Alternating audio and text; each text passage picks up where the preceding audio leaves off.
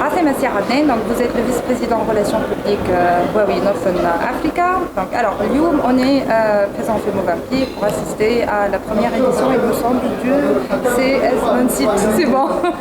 Lyoum, c'est quoi l'acronyme produit déjà? Marhaba bik Nadia, ça me fait plaisir d'être avec vous.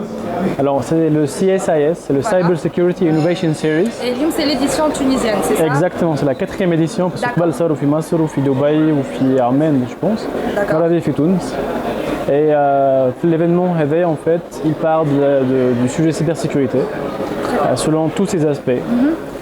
Alors, justement, on sait qu'aujourd'hui, enfin, la cybersécurité est quand même devenue un sujet de haute importance, plus dans le contexte mondial de façon générale.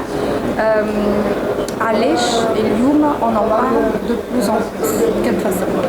Merci pour la question. En fait, Lyoum, aujourd'hui, on est en train de vivre une transformation numérique qui touche à tous les secteurs, que ce soit les secteurs privés, personnels ou business. Nos données sont de plus en plus stockées en ligne. Et la criticité des données, elle est en train de prendre de l'ampleur. Donc il y a la quantité et la criticité des données.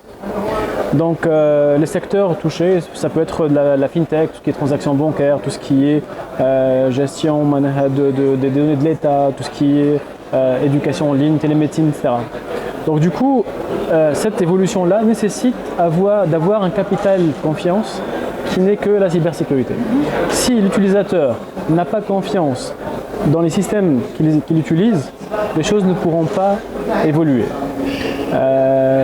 Des pays qui m'attendent, on doit vraiment prendre cette opportunité parce que l'économie digitale elle est en train de croître de façon exponentielle. Il y a des statistiques qui ont montré que l'économie digitale elle est en train de croître 6 fois plus rapidement que l'économie traditionnelle. Donc si on veut vraiment que des pays qui m'attendent veulent utiliser ce moyen-là, il faudra vraiment que la cybersécurité soit bien gérée de bout en bout. Et c'est la seule façon à travers laquelle les données, les personnes, les systèmes soient protégés et qu'il y a ce capital confiance, parce que sinon les choses ne marchent pas. Justement, quand on parle de cybersécurité, on parle de plusieurs intervenants, de tout un écosystème. L'écosystème est riche en ajouts. Alors l'écosystème, je trouve, les solutions. Donc il y a les solutions hardware, donc tout ce qui est matériel. Il y a aussi tout ce qui est couche applicative, les softwares, les applications qui tournent sur ce matériel-là. Il y a aussi l'aspect réglementaire. Il y a aussi les ressources humaines qualifiées pour gérer ça de façon souveraine. D'accord? Donc tout cet écosystème-là, il doit être mature ensemble pour pouvoir gérer ça.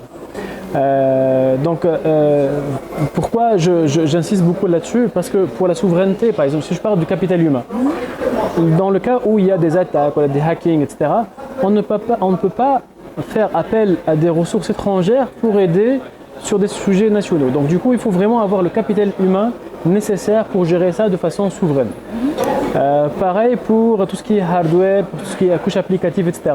Il faut que les systèmes d'information qui sont déployés, que ce soit au niveau des réseaux et au niveau des systèmes d'information, ils soient sécurisés et ils soient mis à jour, il faut qu'ils évoluent aussi parce que le problème maintenant c'est qu'on fait face à des attaques, pas seulement à des attaques humaines. Maintenant, avec l'intelligence artificielle, c'est des logiciels qui attaquent. Donc du coup, le système de défense doit être de plus en plus efficace et mis à jour. Donc du coup, la stabilité de tout ça dépend de la participation de tout le monde. Et il y a aussi des choses auxquelles on ne peut pas penser, par exemple la chaîne d'approvisionnement, par exemple des systèmes d'information, les pièces de rechange, les chipsets qui ne sont pas validés de point de vue chaîne de sécurité, et ben là ça peut être une défaillance aussi, parce que la cybersécurité c'est pas que les attaques, mais c'est la disponibilité même du système à tout moment. Donc si on ne peut pas le maintenir, il y a une défaillance quelque part. Donc la chaîne logistique aussi elle rentre en jeu.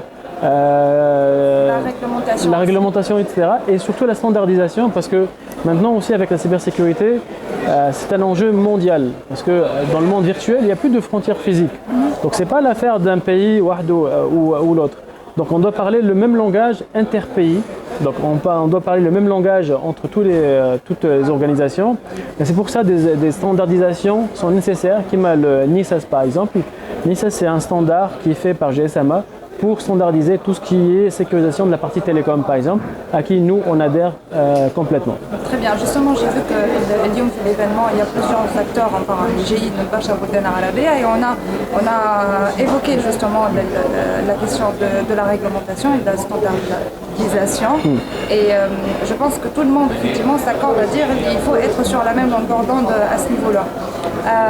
Sinon, qu'est-ce que fait Huawei Lyoum à ce niveau, que ce soit en termes de solutions techniques, que ce soit en termes de, je dirais, montée en compétence du capital humain, de formation?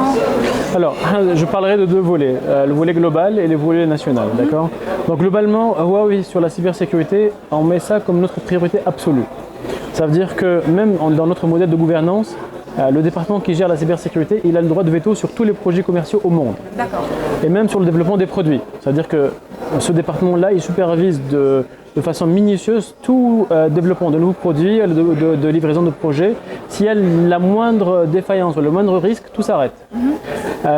Aussi, on a mis en place des centres de transparence dans le monde, il y en a plusieurs, dans lesquels on met à disposition tous nos produits, toutes nos solutions pour que des parties tierces viennent tester et valider et faire des essais de toutes sortes pour être sûr que ces systèmes-là sont fiables et conformes à toutes les réglementations en vigueur. Parce qu'il y a quelque chose qui est important, on est conforme à toute la réglementation de tous les pays du monde. D'accord, ce qui est énorme, d'accord, et aussi avec les standards des parties tierces, etc.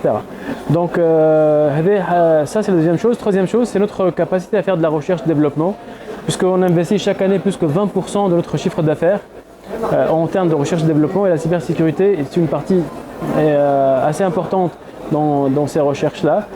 Et chaque année, Huawei débourse à peu près 22 milliards de dollars en termes de R&D, entre autres pour la cybersécurité. Sur le volet national, on fait pas mal de choses puisqu'on focalise beaucoup sur la capacity building, donc sur le développement du capital humain, à travers des programmes comme ICT Academy où on introduit des modules de sécurité chez les étudiants de plusieurs universités. On a une coopération avec plus que 50 universités maintenant, d'accord, sur plusieurs sujets. Il y a la 5G, l'IoT, il y a les big data, il y a la sécurité aussi. Et donc ça c'est pour le capital humain. Sinon en termes d'infrastructure, puisqu'on est le fournisseur majeur de l'infrastructure télécom en Tunisie, et ça c'est notre quotidien, on est là pour s'assurer que tout est bien implémenté, avec des process clairs avec nos clients, avec les opérateurs, et qu'il n'y a pas de problème par rapport à ces infrastructures-là. Très bien, merci beaucoup. Achek, merci Nadia.